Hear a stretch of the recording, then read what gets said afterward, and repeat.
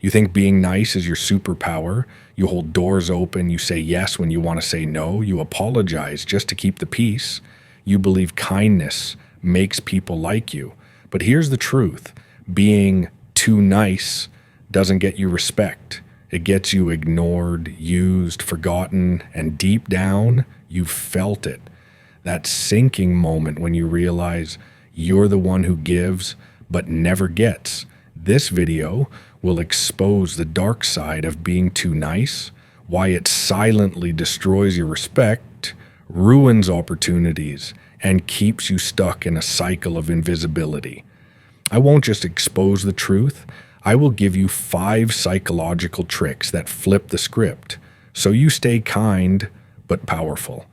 By the end, you'll walk away with tools to stop being the background character in your own life, and finally, step into the lead role. The first trick? It's about learning the art of not nodding along. Nice people think agreement is equal to connection. Wrong. When you say yes to everything, people stop taking your yes seriously. Think about your workplace.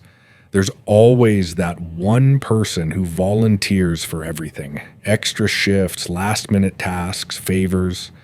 At first, people thank them. After a while, they expect it. And when that person finally says no, everyone looks at them like they're selfish. That's the pleaser's curse. The more you bend, the more invisible you become. So here's your psychological countermove. Controlled disagreement. Next time someone asks for something you don't want to do, don't make excuses. Say, I can't commit to that right now.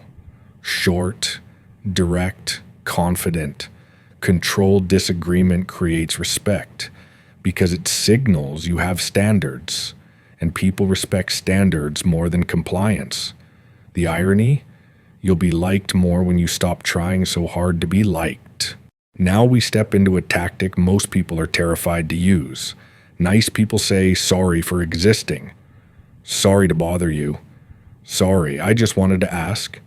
Sorry, I didn't mean to. But every apology you don't mean, it drains your authority. Picture this. You're in a meeting. 2 people interrupt each other. One immediately says, "Oh, sorry, you go ahead." The other, they just pause, then continue. Who do people listen to?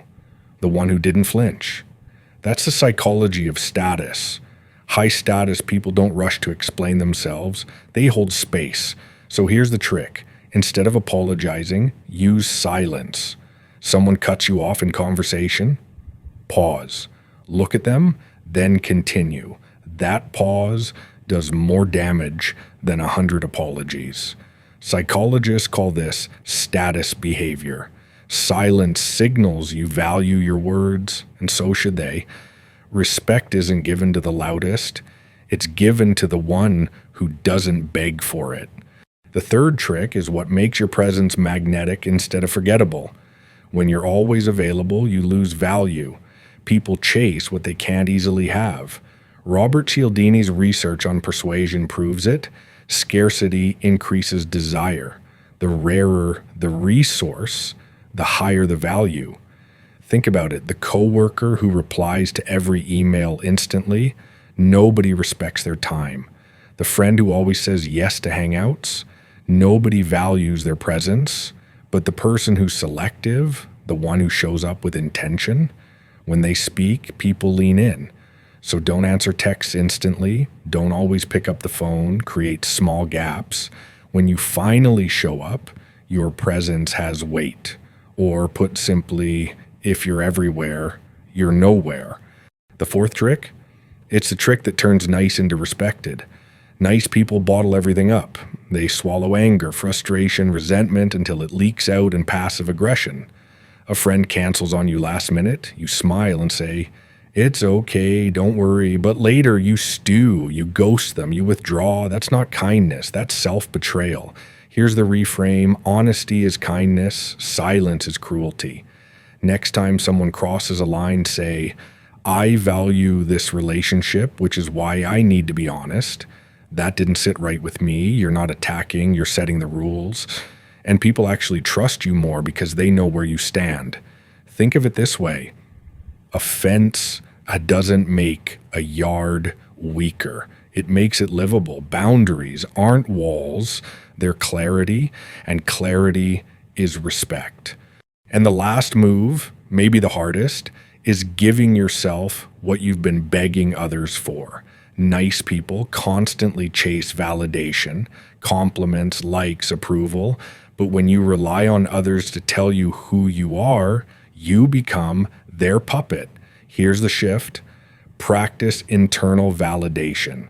Before a meeting, a date, or a big decision, tell yourself, I already approve of me. Anything else is extra sounds cheesy? Sure. But cognitive psychology shows self-affirmation reduces anxiety and improves performance. Here's a real-life example. Michael Jordan once said, I never lost a game. I just ran out of time. That wasn't arrogance, it was self-approval, and it's why he kept showing up, no matter what anyone thought. When you validate yourself first, you show up differently, confident, calm, centered. Because the truth is, people trust those who don't beg for trust. Being kind is beautiful, but being too nice is dangerous. It turns you invisible. These tricks aren't about becoming harsh or cold. They're about becoming whole. Remember this, no one trusts a mask. We trust the cracks, vulnerability, boundaries, controlled disagreement. These aren't anti-nice, they're pro-respect. So stop being nice as a survival strategy. Start being kind as a choice, because when you do, you won't just be liked, you'll be remembered. And if this video hit you like a mirror, don't keep it to yourself, share it forward. Because maybe the world doesn't need more nice people. Maybe it needs more real ones.